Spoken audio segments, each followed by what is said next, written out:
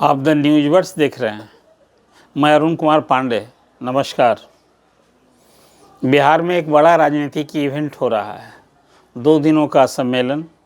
देश भर के विधानसभा अध्यक्ष पटना में हैं। लोकसभा के अध्यक्ष ओम बिरला भी हैं और राज्यसभा के उपसभापति हरिवंश भी हैं। ये हर साल होने वाला पीठासीन पदाधिकारियों का सम्मेलन है। पटना में 85वां सम्मेलन हो रहा है। 43 वर्षों के बाद बिहार को मेजबानी का अवसर मिला है। पीठासीन पदाधिकारी का ये जो कॉन्फ्रेंस होता है ये 1921 से शुरू हुआ और बिहार में ये तीसरी बार हो रहा है। इसके पहले 1964 में और 1982 में हुआ था। मैं इसलिए बात ऐतिहासिक पृष्ठभूमि आपको बता रहा हूँ कितना महत्व का है। हमारे यहाँ संसदीय लोकतंत्र है, लोकसभा है और विधानसभा है। प्रत्येक 5 वर्षों पर विधानसभा और लोकसभा के चुनाव होते हैं। जनादेश होता है और जनप्रतिनिधि चुनकर जाते हैं। तो ये संसदीय प्रणाली कैसे मजबूत हो, इसी चिंतन को लेकर, इसी चिंता को लेकर ये सम्मेलन हो रहा है, जिसमें बीते 75 साल में जो संविधान के लागू हुए हो गए 75 साल, तो इस 75 बीते संसद और विधानसभा का क्या योगदान रहा इसकी गरिमा बढ़ाने में, ये मुख्य विषय होगा। तो कल उद्घाटन सत्र था। ओम बिरला ने इसका उद्घाटन किया, लेकिन हैरानी तब हुई जब इस महासम्मेलन में मेजबान प्रदेश का मुख्यमंत्री कहीं नहीं दिखे। नीतीश कुमार कहीं नहीं दिखे। न नीतीश कुमार दिखे, न विपक्ष के नेता तेजस्वी यादव दिखे और न उप मुख्यमंत्री विजय सिन्हा दिखे। देखिए, दिखना क्यों जरूरी था। मुख्यमंत्री बिहार में प्रगति यात्रा पर हैं। ये उनकी राजनीतिक यात्रा है। अब तो चुनाव की तैयारी में लग रहे हैं और वोट की भी बात कर रहे हैं। कल पटना छोड़कर वो सुपौल में थे और वहाँ बोल रहे हैं कि भाई जिसको वोट जहाँ देना है दीजिए, हम तो भेदभाव नहीं करते हैं। मतलब वोट की चिंता उनको अभी सता रही है। नवंबर में चुनाव होगा, लेकिन सम्मेलन उनके लिए उतना महत्वपूर्ण नहीं था, तभी तो नहीं आए।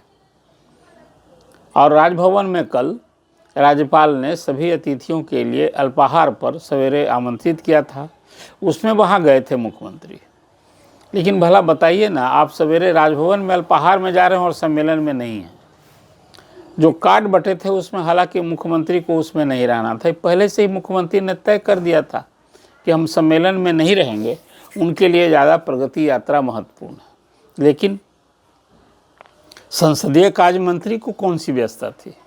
वो तो सिर्फ मुख्यमंत्री के साथ कहीं भी जाते हैं तो घूमते दिखते हैं। ये मैं बात कर रहा हूँ विजय कुमार चौधरी की। अब बताइए ना, संसदीय कार्य मंत्री का न होना, जो संसदीय मामलों के लिए सम्मेलन है, नहीं दिखे। विजय कुमार सिन्हा उप मुख्यमंत्री भी नहीं दिखे। तो इस सम्मेलन में चाचा भतीजे का न रहना, वहाँ ये चर्चा होती रही। ये बताइए भला, इस तरह के सम्मेलन में कोई राज्य का मुख्यमंत्री जो मेजबान है नहीं रहे और 43 साल के बाद ये इवेंट हो रहा है।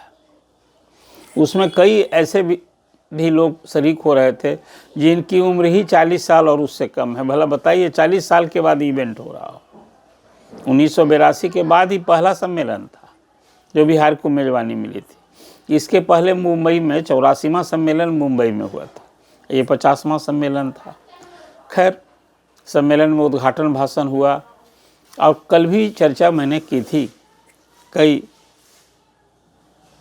आप मीडिया से मुखातिब भी थे। लोक चर्चा में मैंने कही थी कि देखिए, पीठासीन पदाधिकारी सम्मेलन हमेशा ये कहता रहा है कि भाई संसद और विधानसभा का सत्र कम से कम साल में 90 दिन कीजिए।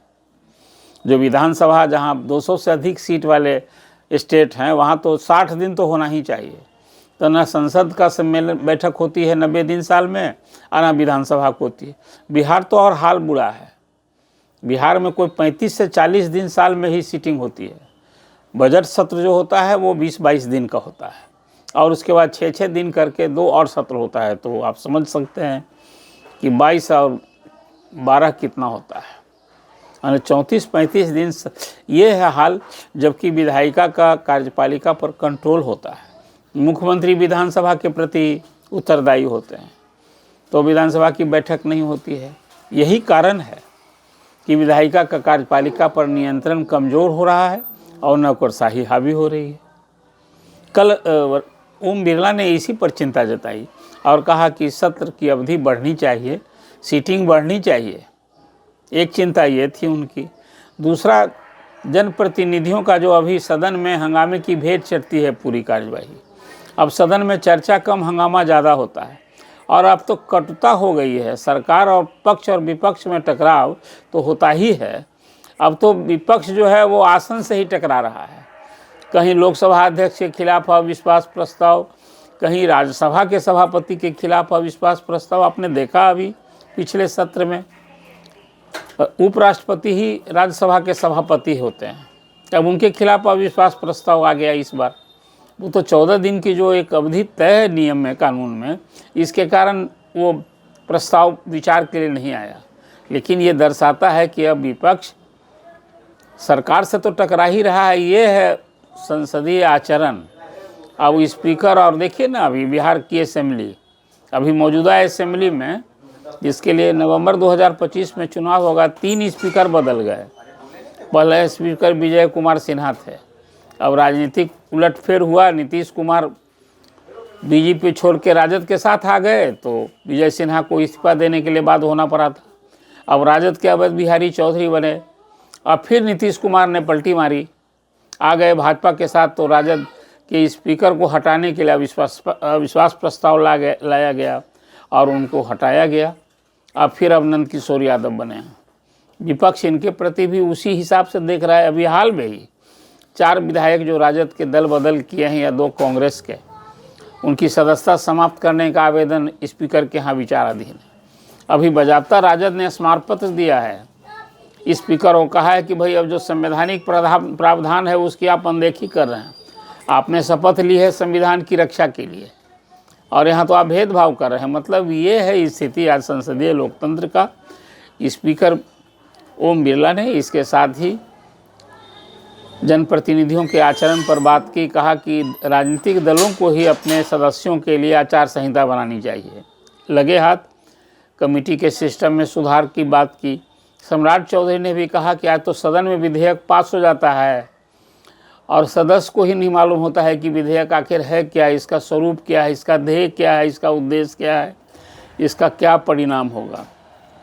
कोई मैकेनिज्म डेवलप होना चाहिए ताकि जो सदस्य कानून, आखिर विधायक का काम तो कानून ही बनाना है, लेकिन जो कानून बन जाता है और इसकी उनको भी समझ विस्तार से नहीं होती है कि हम जो कानून बना रहे हैं या उसमें सहभागिता भी नहीं होती है, और तो हंगामे की ही भेंट चढ़ती है कार्यवाही और उस दौरान विधेयक भी पास हो जाते हैं। तो कुल मिला कर कल जो पीठासीन अधिकारियों का सम्मेलन हुआ उसमें भाषण तो हुए सबों के, लेकिन चाचा भतीजे का न दिखना एक चर्चा का विषय रहा। और मैं तो मानता हूं कि कहीं न कहीं कारण जितने भी जो हों, मुख्यमंत्री की इस प्रगति यात्रा से निश्चित रूप से पीठासीन अधिकारियों का सम्मेलन राजनीतिक दृष्टि से संसदीय सिस्टम के लिए भी ज़्यादा महत्वपूर्ण था। उसमें मुख्यमंत्री का न रहना, विपक्ष के नेता का न रहना, यह दर्शाता है। ये क्या सोचते हैं वो आप ही को तय करने के लिए मैं सोचता हूँ। आप क्या सोचते हैं? ऐसे सम्मेलनों में मुख्यमंत्री का न रहना, विपक्ष के नेता का नहीं रहना, संसदीय कार्य मंत्री का नहीं शरीक होना, ये क्या दर्शाता है? ये आपको ही टिप्पणी के लिए आपके विवेक पर मैं छोड़ता हूँ। आपको ये चर्चा कैसी लगी? आप अपनी टिप्पणी दीजिए, बिल्कुल आपसे अपेक्षा होगी। और लाइक कीजिए, द न्यूज़ वर्स को सब्सक्राइब कीजिए। धन्यवाद।